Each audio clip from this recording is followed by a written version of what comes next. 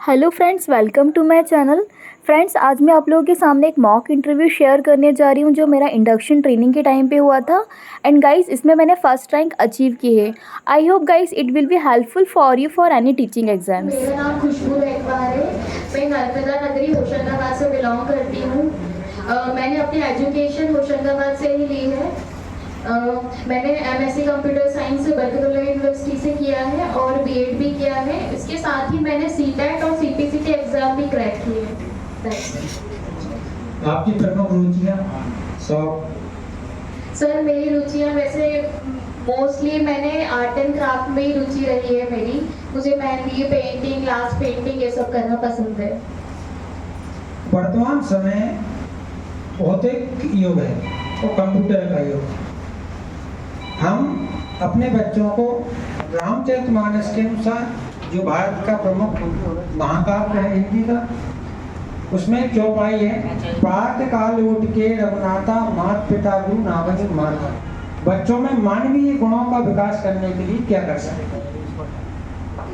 Sir, जैसे कि हम लोग एक्टिविटी कराते हैं बच्चों को, बाल सभा वाला प्रोग्राम जब हम करते हैं तो उस दिन हम बच्चों को इस गतिविधि में शामिल कर सकते हैं। बच्चों को पहले से बोल सकते हैं कि आप बाल सभा में मतलब रामचरितमानस की पंक्तियाँ या गीता जी के उपदेश तैयार करके लाइए।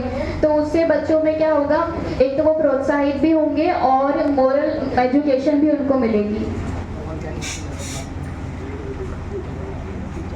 मैं आपसे ये पूछना चाहूँगी, क्योंकि आप टीचर हैं, जो विद्यार्थी होमवर्क करके नहीं जाते हैं और हमेशा कक्षा पीछे वाली सीट पर बैठ जाते हैं, हमें उनके लिए क्या सुझाव रखना चाहिए?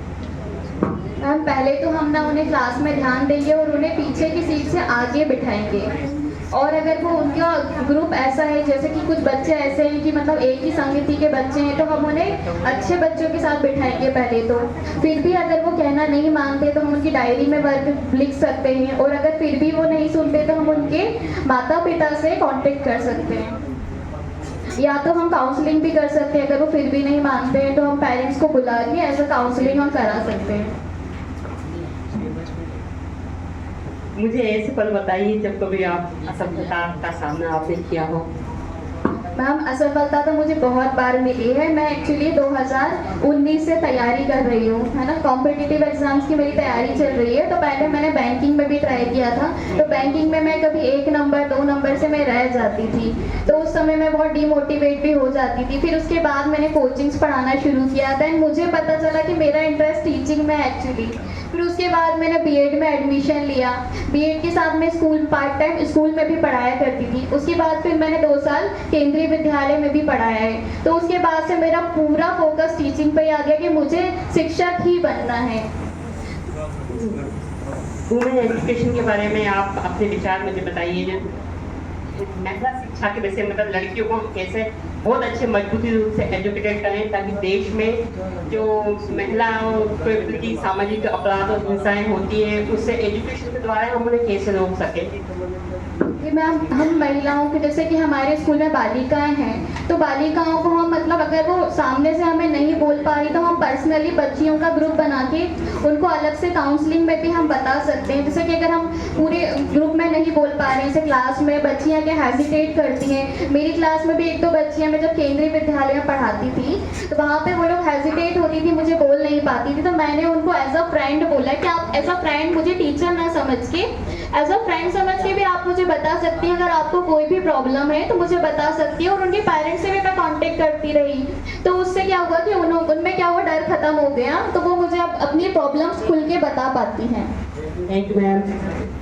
मैडम नमस्ते। आपकी शानदार सफलता के लिए आपको बधाई। आपका चयन हुआ। मैं आपसे जानना चाहता हूँ, आपने कहा जैसा कि मैं कंप्यूटर से एमएससी हूँ, तो मैडम आज पूरी दुनिया का परिदृश्य टेक्नोलॉजी के क्षेत्र में बड़ी तेज़ी से बदल रहा है। तो वर्तमान तकनीकी का हम अपने शिक्षा के क्षेत्र में उपयोग करके भारत की शिक्षा को कैसे समृद्धशाली बना सकते हैं?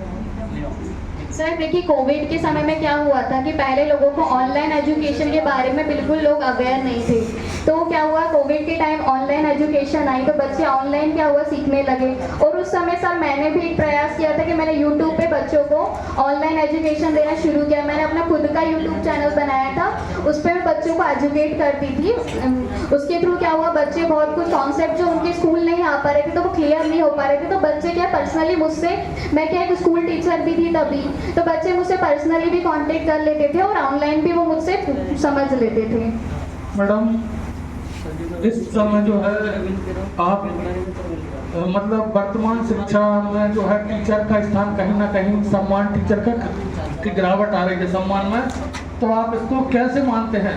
समाज के द्वारा गलती हो रही है या अपने शिक्षकों के द्वारा? और इस सम्मान को लौटाने के लिए आप क्या सुझाव देना चाहेंगे?